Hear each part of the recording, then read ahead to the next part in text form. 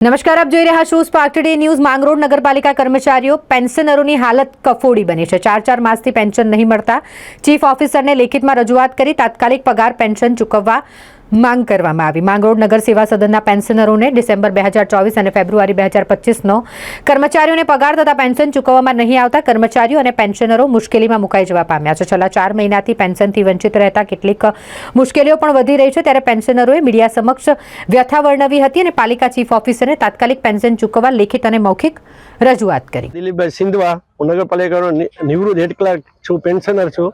અમે બધા પેન્શનરો 4 મહિનાથી પેન્શનથી વંચિત છે। સરકાર શ્રી અમને દર વખતે ગ્રાન્ટ મોકલાવી દે, વખતની ગ્રાન્ટ આવી જાય, પણ નગરપાલિકામાંથી શરતોનું ઉલ્લંઘન કરીને અમારા પગારો કરતા નથી।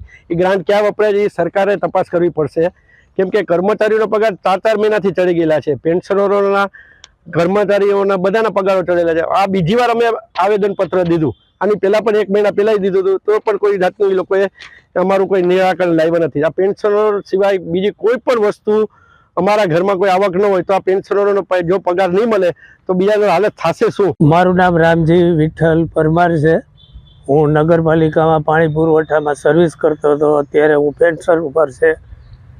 આજે 4 મહિનાની પગાર નથી થયો। બેંકમાં લોન છે તો આ વખત ત્યાંથી હપ્તા માટે જપ્તીનો વોરંટ આવ્યો હોય તો અમારે કરવું શું? આ રીતે પગાર કાયદેસર મળતા નથી, ઘરે પેન્શન મળતું નથી, તો અમારે શું કરવું અત્યારે? હવે